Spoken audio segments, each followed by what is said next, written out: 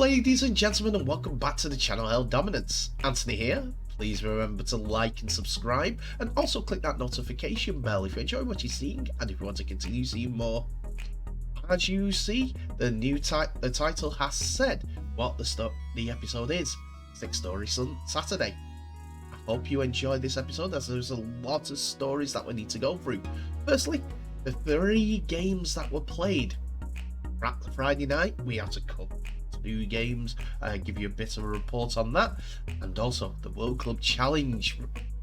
Bit of a summary from myself and all the scorers and scorelines. But before we begin, please remember that if you can, please donate to my Buy Me a Coffee fund. Click on the QR code, no obligation, but anything you can help grow this channel. Let's begin.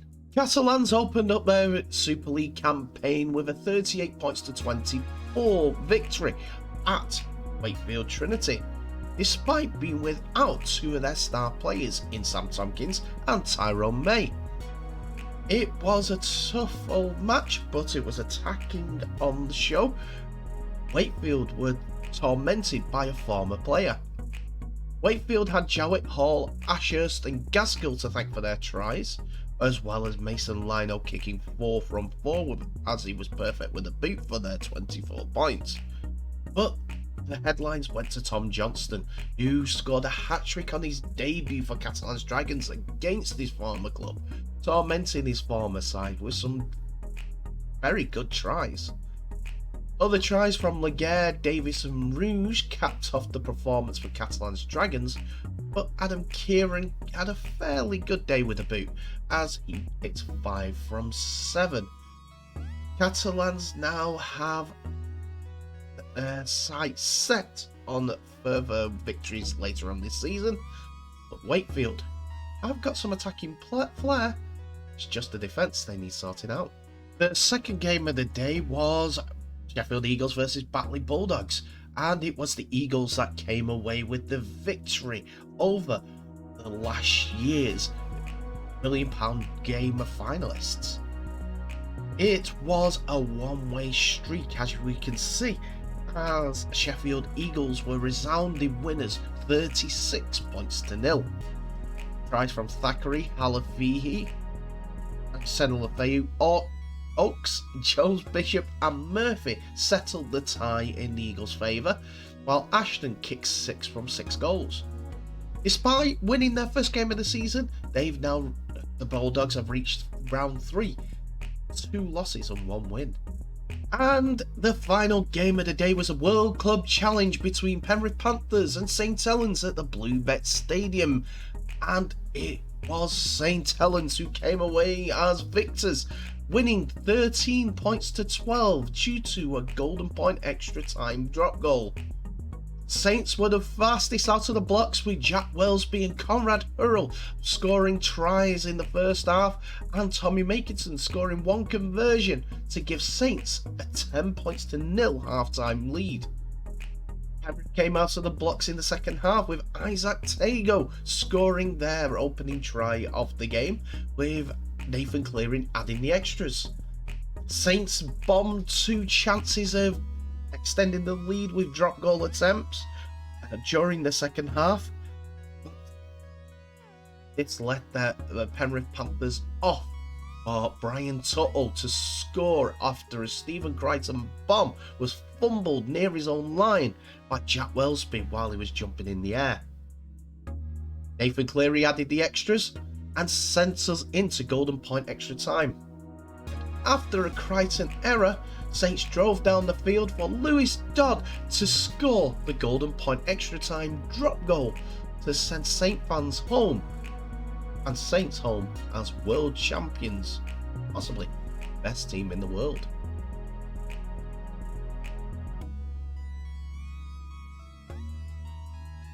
More and more of the changes in Rugby League keep coming out to us, and one of those changes is the Super League grading system, and it's been one of the hottest topics to debate in Rugby League. Since the summer game came into being back in 1996, no changes have felt as widespread as those that could potentially happen in the next few years under new stakeholders, IMG. The digital marketing company signed a 12-year deal to reimagine Rugby League after a number of years in the wilderness, but the company recent plan to give Super League and the Championship Grade A and B gradings in March has certainly harvested attention. Though clubs will be given a grading later in the summer, that grading is basically a mock one for the actual grading which comes into being for the 2025 season. The criteria on the 9th of March, we go into consultation 6 weeks later, and then we make a decision if we go with that, Rugby League Commercial Managing Director Rodri Jones said.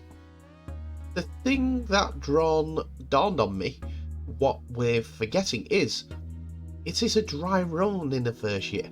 Yes, clubs will have to score on the criteria in June and July 2023, but it doesn't kick in until the 2025 season. So there is still time for clubs to work hard and to improve their standards both on and off the field to get their first proper grading as opposed to their dummy run grading. It provides clubs good leading time to get some good Grade A clubs. There will be a Grade A and a Grade B clubs in Super League.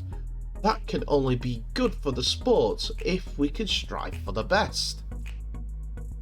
This, in my opinion, is a very bad idea, and it gives times for clubs to put a case forward to say, yeah, all us want it at this point, and you are saying don't change it at this moment, but they have the chance to convince you to change it or vote against it. We want the change as soon as possible, and IMG may have a 12-year deal, but it looks like that they're only going to be around for a decade. So a waste of 2 years. Though being a Grade A club is the pinnacle, Jones doesn't want those at the top of the echelons of the sport to be satisfied with that though. We want those Grade A clubs to be Grade A star clubs. We don't want those Grade A clubs to rest on their laurels. Again, I still feel that this is just to help the old mates out. Let us see what happens, but it's a delay in the changing of the guard of Super League. What are they waiting for? New TV deal? May not come. Manly head coach Anthony Seibold has declared that superstar fullback Tom Trbojevic is a sure thing for the Sea Eagles' round clash against Canterbury, clearing any speculation over the fullback's recovery. The former Daily M medalist suffered a hamstring injury at training midway through December. Awful timing considering the custodian missed most of the 2022 season with a shoulder injury. The Sea Eagles sent Trbojevic to Philadelphia to work with conditioning specialist Bill Knowles, best known for his work with Latrell Mitchell last season, before teaming up with Ryan Pappenhausen most recently. While it initially feared that either the winger turned centre Ruben Garrick or rookie K.O. Weeks would be forced to start the NRL season at fullback, Seibold has revealed that the superstar is good to go for round 1. It was a captain's run yesterday. He trained fully in that, and he trained full on Tuesday night. That's 2 days out from tomorrow night's game, and if we were training next week, Tom would be available. Unless something unforeseen happens over the next week, Tom Trbojevic will be right for round 1. It's a massive relief for the Sea Eagles, who are in the midst of entering a new era under the former South Sydney and Brisbane coach. While Josh Schuster's move from the forwards into 5'8" was in the work long before Seibold was announced, the mentor looks set to move Ruben Garrick to centre and Jake Trbojevic to prop permanently for Manly. While Jake has been named in the number 10 jersey for their trial game against the Roosters, Garrick is set to revert to the wing while teammate Jason Sabb recovers from an ACL injury suffered late last season. Last season we saw Manly have a little bit of a kerfuffle over their Pride shirt, and this has had an unexpected knock-on for the entire rugby league in Australia, as Sydney's gay and lesbian Mardi Gras organisers have snubbed the NRL from this year's parade 6 months after the Manly shirt fiasco happened. After being welcomed into the Pride for the last 7 of the last 8 years, NRL officials were stunned when they were told on September the 12th that their application to participate in this year's parade had been denied. The rejections came weeks after 7 South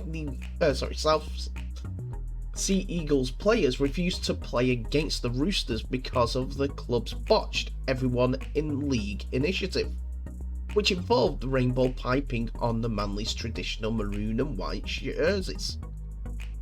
Organisers claim the NRL was snubbed because it was insufficiently gay or creative, claiming there was simply no room owing to high demand. This year's Mardi Gras parade, which will be held on the 25th of February, is part of the wider World Pride Festival. A Mardi Gras spokesman said demand to participate in this year's parade was so high that organisers could only accept 70% of applicants. Because of this milestone year, we received a phenomenal number of parade applications, far exceeding our total capacity, the spokesman said. To ensure the safety and security of all our participants and spectators, we must adhere to strict limits in the number of both people and vehicles involved in the event.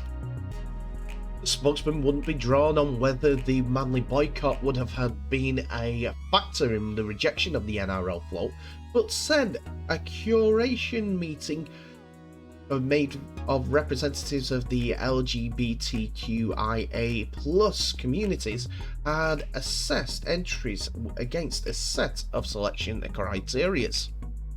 They continued in the statement, "Priority for parade selection always goes to those groups," he said. The selection criteria also evaluate strong creative concepts with the ability to produce and deliver them, as well as consideration of their previous parade history. The NRL released a statement saying the NRL's involvement in Mardi Gras does not change its commitment to creating an inclusive sport and specifically to the community. It said, "We continue to work alongside our partners, including Pride in Sport, to assess ourselves against best practice and build an inclusive environment for people with diverse sexualities and genders in our sport." The NRL received a Bronze Award in the 2022 Pride in Sports Awards, recognising our support for the whole community.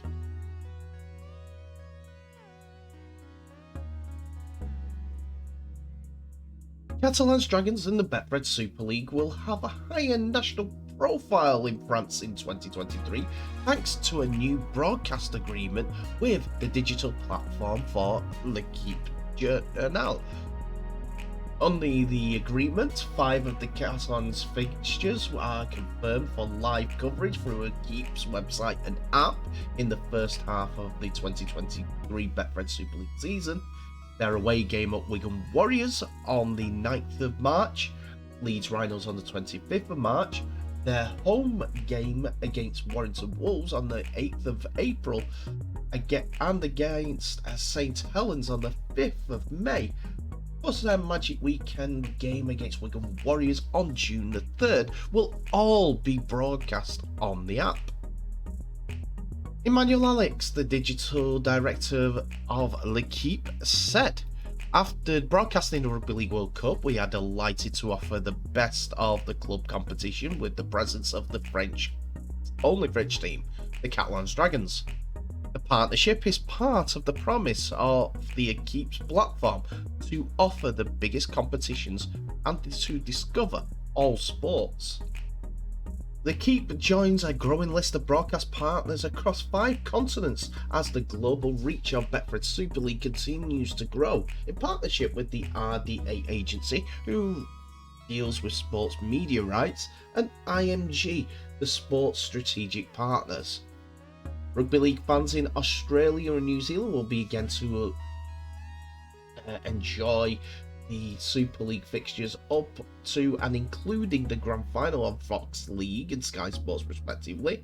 And matches will be broadcast through Southeast Asia and across Middle East, as well as North Africa through Viaplay, and to Canada through Sportsnet. And we end the episode with the sad news that popular rugby league referee John Holdsworth has passed away aged 76.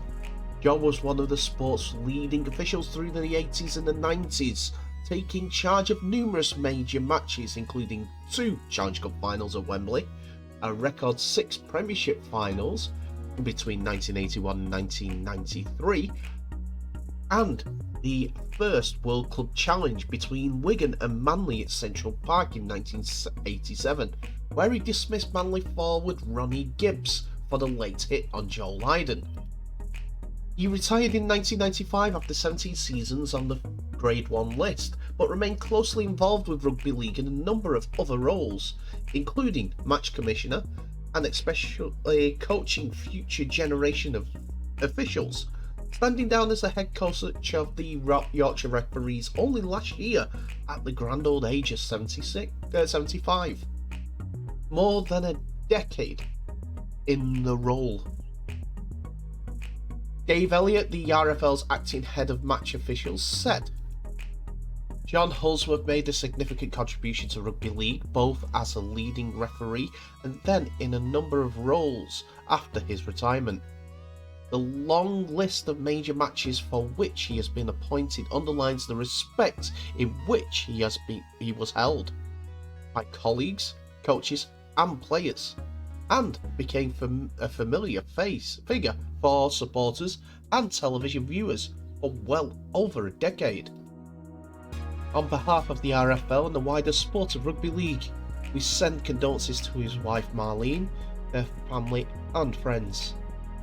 We have lost a number of distinguished former officials in recent weeks, and match officials at the remainder of the weekend fixtures, including televised matches at Lee and Hull KR, will wear black armbands in tribute to John, Fred Lindup, Billy Blunden and Mick Beaumont. As well as domestically, Holdsworth refereed a number of international matches during his career. His first international came on the 20th of March 1980 when England defeated Wales 17 points to 4 at Ferry Park in Hull. His last test as a referee was at the Stade d'Albert Domenech in Carcassonne on the 21st of November 1993, in a game which saw New Zealand defeat hosts France 36-11 as part of the Kiwis' 1993 tour of Great Britain and France. He passed away on February the 17th, 2023 at the age of 76. I want to echo the RFL's sentiments and pass on my condolences to Mr. Holdsworth's family, friends, and all those that have known him throughout the years. Rest in power, sir.